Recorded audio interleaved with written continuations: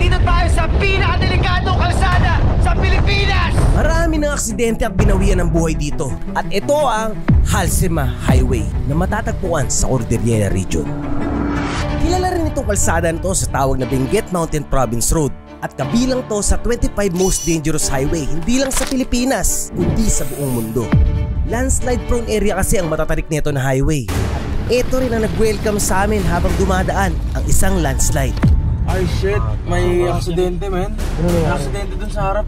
Agara kami kagad na kay Marites kung ano ba yung kaganapan. Walang daan tol. Ba't nakahinto lahat? Malaki ang landslide, malaki. Mga naglalaki ang bato sa kalsada ang bumungad sa amin. Nagtanong-tanong na rin ako sa mga nauna sa amin dito kung gaano sila katagal naghihintay. Kayo na pa kayo kuya? Kayo na pa kayo dito?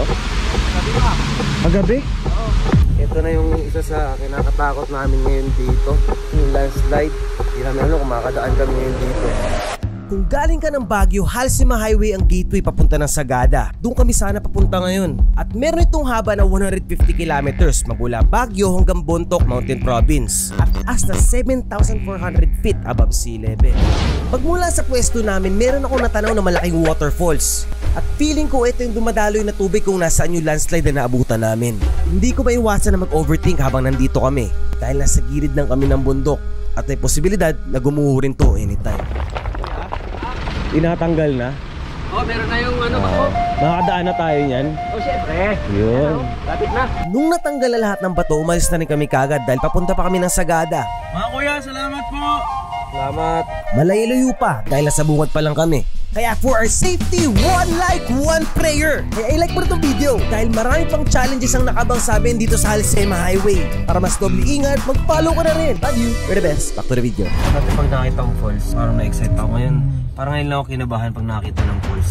Kasi nakita na natin yung bagsik ng falls din. Kaya nga eh. Hindi mawala sa isip ko yung sinabi kanina ni Kuya na pwede mangyari to ulit sa iba pa namin dadaanan. Kuya, sa mga susunod niyan, safe naman na po. Hindi lang natin alam. Hindi ulan eh. Dahil sinasalubong namin ngayon yung bagyo na may kasampang malakas na ulan.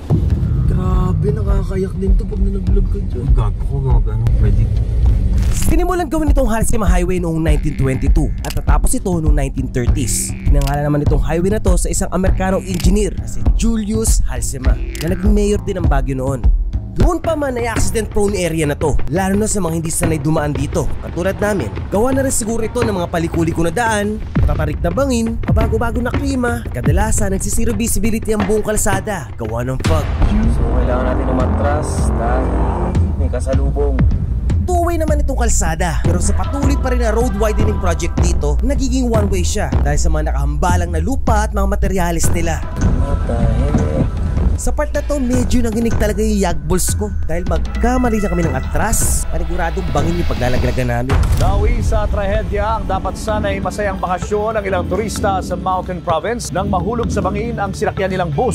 Ito yung malagim na aksidente na nangyari noong 2014 sa Bontoc Mountain Province na ikinamatay rin ang sikat na komedyante na si Tado, pati na rin ang 30 na pasahero nito. At ang mas creepy part, video pa ito ng isang biktima bago siya binawian ng buhay. Welcome to Sagada Mountain Province! Isang palakpak muna para sa mga pinatagmero. Ayon sa mga taga dito, ang Halsema Highway daw ay isang biyaya at sumpa. Biyaya dahil nakatulong to para mas ma-develop ang buong Cordillera Region. Sumpa dahil marami na ang binawian ng buhay dito.